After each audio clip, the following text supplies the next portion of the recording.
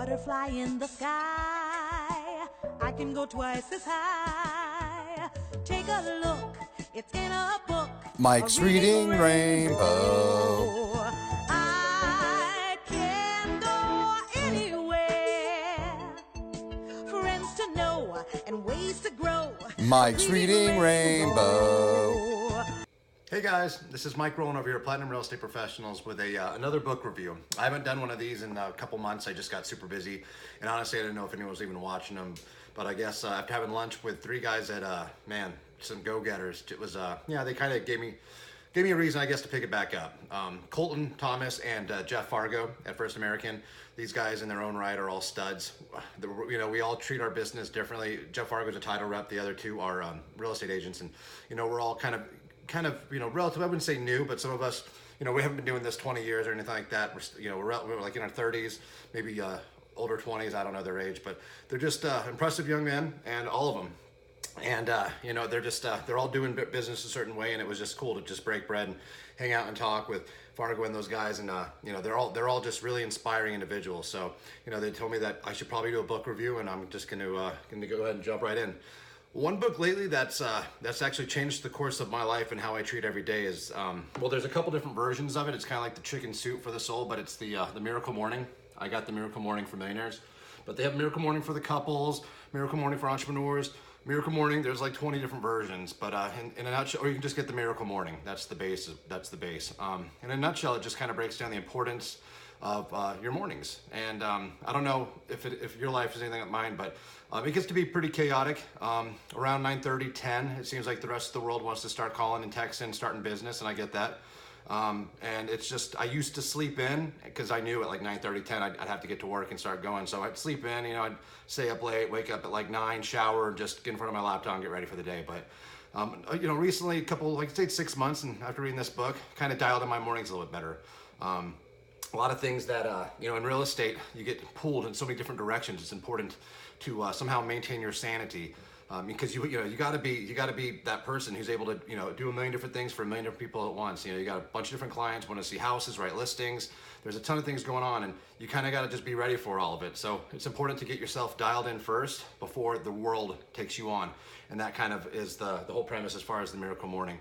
A couple things I grabbed from it is, basically just how it is when you set your alarm in the morning and you press snooze, like everyone else, like I used to.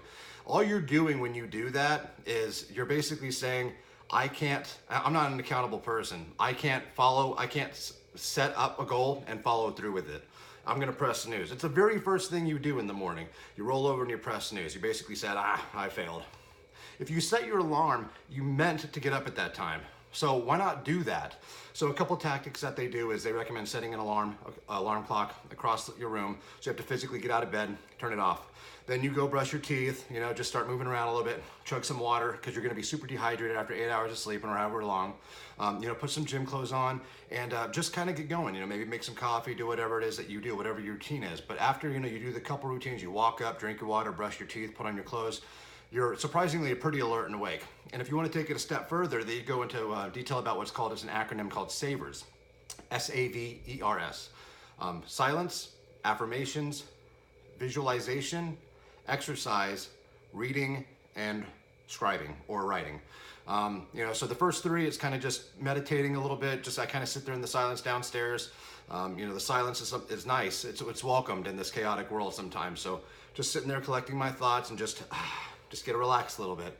Affirmations, that's one of those things where, you can go on a different video altogether on that, and we talked about that over in great detail on lunch. But it's not just about wishing and praying and hoping that you're going to be something.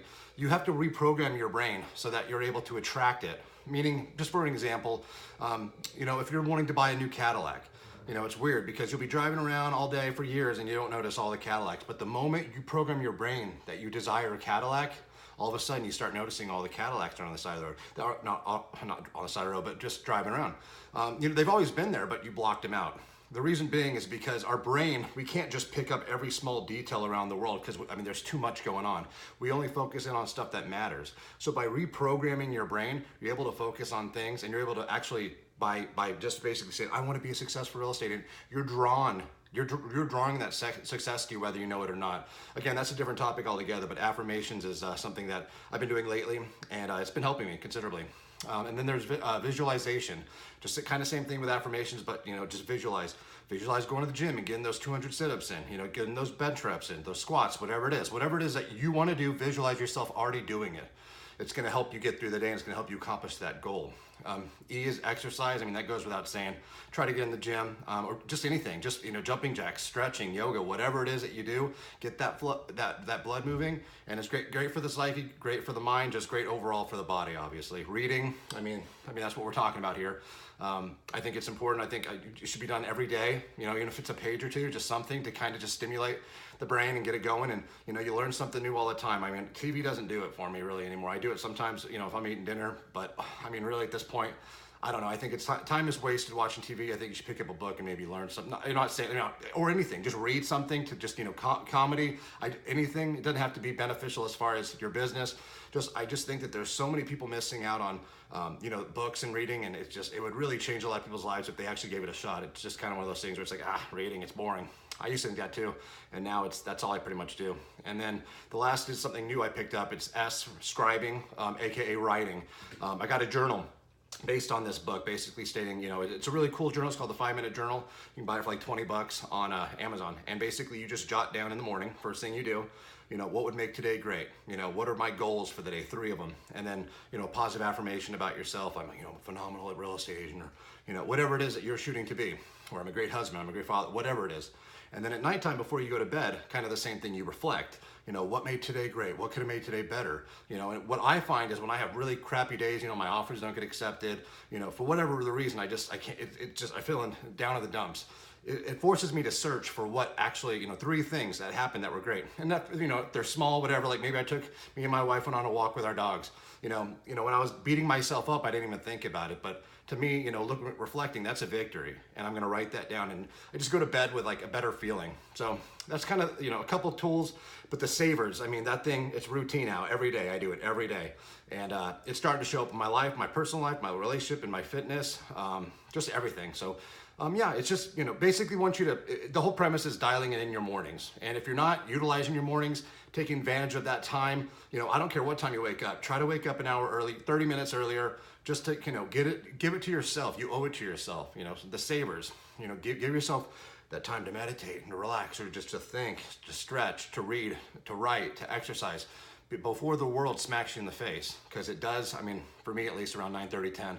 So I like to wake up like 6:30. I know there's some people out there waking up at 3 or 4. I can't do that yet, but but yeah, it's a great book. Definitely recommend it. Anyone will do. There's 20 plus, I think. But again, for me, Miracle Morning Millionaires, because that's my goal.